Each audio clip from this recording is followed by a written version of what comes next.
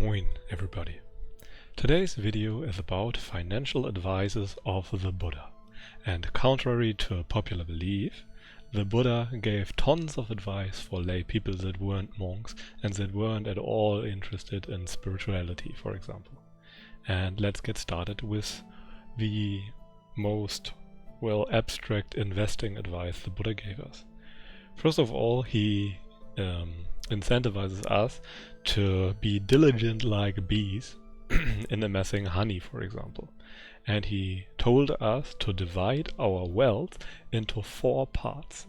One part should be for personal enjoyment and for pleasures and for anything, that isn't really necessary. 2 parts of the wealth should be invested in businesses or in the stock market or in other things where wealth can be invested. And the last part of the wealth should be regarded as an emergency fund for situations of dire need. And those things I just listed are kinda close to popular investing advice. Everyone says you should have an emergency fund, which is absolutely true. Everyone also says that you should enjoy yourself from time to time to make it easier to keep going, for example. And everyone also says that you should invest a significant part of your income in, for example, the stock market or in real estate or anything like, anything that really creates a cash flow, for example. Could also be your personal corporation. The next thing the Buddha taught is on gambling and speculation. He was very much against gambling and very much against speculation. He stated that the winner of gambles typically makes enemies and makes people jealous, for example, while the loser of gambles typically bewails his losses and is in a very bad emotional state. And further, he states that most people that gamble waste their present wealth on the slim chance of increasing it in the future. And another result of a gambling habit or a speculation habit is that one's word is not trusted in assemblies or in groups of reputable people, for example. And one is despised by friends and companions, which is also not something that you really want to do or have. You are kinda dependent on having good friends that influence you in a good way. And the last thing that might be interesting for mainly younger males is that one is not in demand for marriage, since one cannot afford to maintain a family, which is a typical result of gambling. Because in the long run, you will always lose. People will not allow you to make gambles where you win, on average. Some people, some very rare individuals will make gains in gambling, but typically they will lose it very fast, as they are not used to a lifestyle that allows them to maintain wealth. The next thing the Buddha taught is that a good reputation and being diligent is important. He stated that you should work hard in the morning as a salesperson, hard in the middle of the day, and hard in the evening. You should generally work hard, is what he said. And that is to generate wealth that has not been generated yet. And a shopkeeper, for example, should be skilled. He should have keen eyes and should know what is a good item and when you can sell it, for example, for more. Further, he is responsible and does not buy unuseful items in amounts that he cannot afford, etc. And the last thing is that a good shopkeeper has benefactors.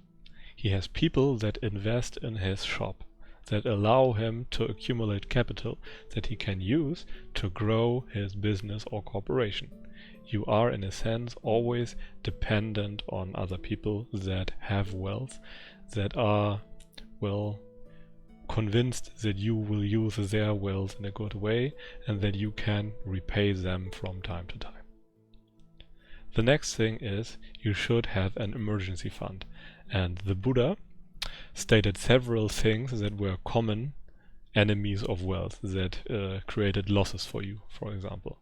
And one thing he said was you should look out for natural catastrophes like fires or floods or rainstorms and things like that. You should really protect yourself against that. The next thing is you should protect your wealth against kings and governments that want to take your wealth away from you. he pretty much stated that you should make all the provisions you can to protect your wealth from unnecessary taxation, for example. And the next thing is that you should protect your wealth from displeasing heirs, from, for example, children that want to get your wealth and want harm to you or something like that. You should make provisions against that too. And you should always make yourself secure against those things by, for example, having an emergency fund and behaving in a moral way to, for example, not rile up your heirs against yourself, or give a government a possibility to go for your wealth because you created it in an unwholesome way. And the next thing is you should take some of the 1/4 that is for pleasure to share it with others. Because if you do not do that, people will start despising you, like people nowadays start despising the rich, for example, in the US. If you aren't charitable enough, people will go for you, and they will have a very bad, idea of how you accumulated the money. They will try to think that you stole it from others, etc.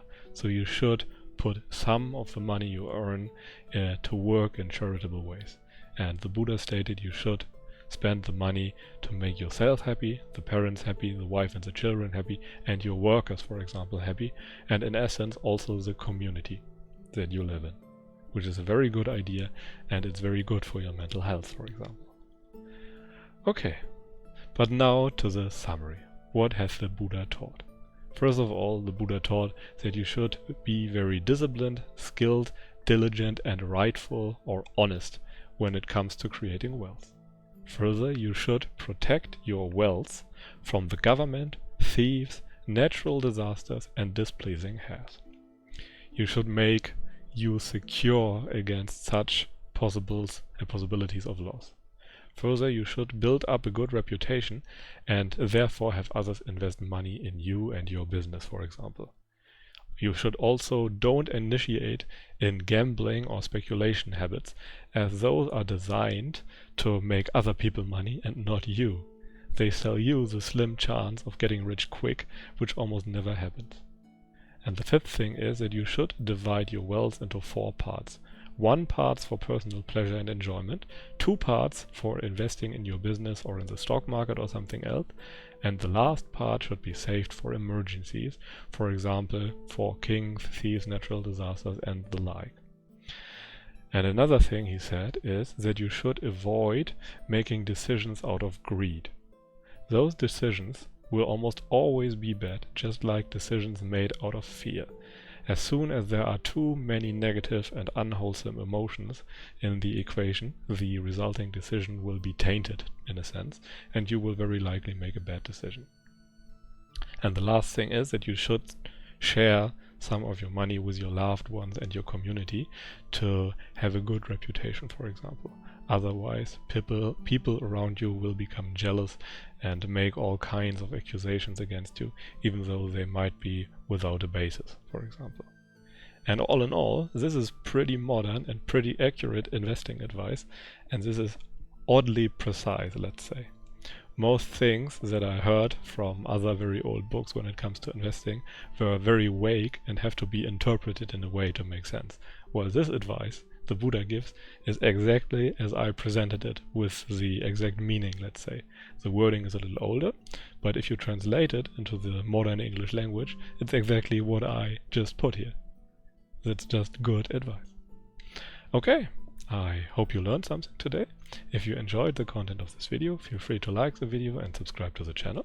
If you feel like I missed something or presented something in a wrong way, feel free to let me know in the comment section. And until then, I wish you a pleasant day and goodbye.